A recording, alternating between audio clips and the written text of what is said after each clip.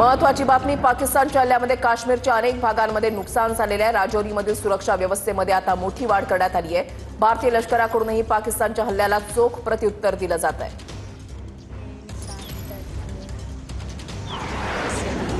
निशान पड़ा है था, फिर अचानक से ऐसे हो जाएगा पता नहीं था।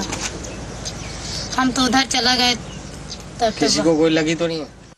डर लग रहा है, कुछ खाना पीना कुछ भी अच्छा नहीं लग रहा है, डर से लग रहा है ऐसे।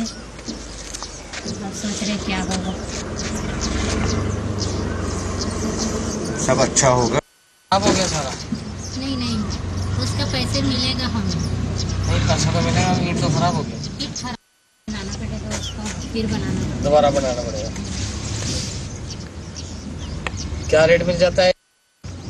80 रुपये है, 80 पैसे ईंट है। हाँ, 800 रुपये, 800।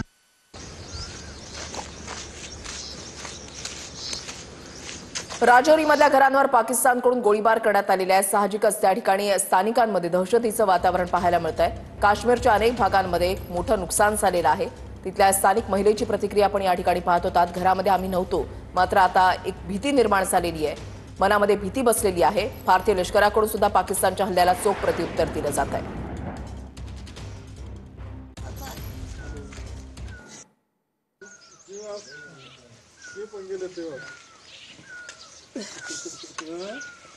लोकेशन मेरी शेयर कर रहे हो आपने बताया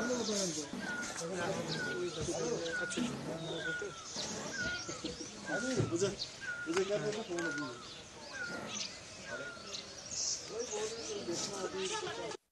फोन एलओसी जवळ असलेल्या भागांवर आता पाकिस्तानकडून गोळीबार केला जातोय। ड्रोन हल्ल्याचा प्रयत्न, मिसाईल हल्ल्याचा प्रयत्न, मात्र हे सर्व प्रयत्न हाणून पाडण्यात आले। मात्र एलओसी जवळ असलेले हे छोटी छोटी गावं ज्याच्यावर पाकिस्तानकडून गोळीबार करण्यात आलेला आहे, त्याच्यामुळे साहजिकच स्थानिकांमध्ये एक भीती पसरलेली आहे, एक भीतीचं वातावरण आहे। पाकिस्तानने केलेल्या शेलिंगचे व्हिडिओ जे आहेत ते आता समोर आलेले आहेत। तर सीमावर्ती भागामधल्या लोकांना आता दुसरीकडे हलवलं जात आहे। भारतीय सैन्याकडून आता या लोकांना दुसरीकडे हलवण्याचे प्रयत्न जे आहेत त्या ठिकाणी सुरू आहेत। जम्मूच्या सांबा परिसरामध्ये पाककडून रात्री जोरदार गोळीबार झालेला आहे। सीमावर्ती भाग जो आहे तो पूर्णपणे रिकामा केला जातोय। ठिकठिकाणी बंकर जे आहेत ते बनवण्यात आलेले आहेत। काही दिवसांपूर्वी जर आपण पाहिलं तर बंकर जे आहेत ते स्थानिकांकडून साफ केले जात होते। युद्धजन्य परिस्थिती आणि त्याच्यामुळे पूर्णपणे खबरदारी भारतीय लष्कराकडून सुद्धा घेतली जाते। सीमावर्ती भागामधल्या लोकांना आता या ठिकाणाहून हलवलं जात आहे।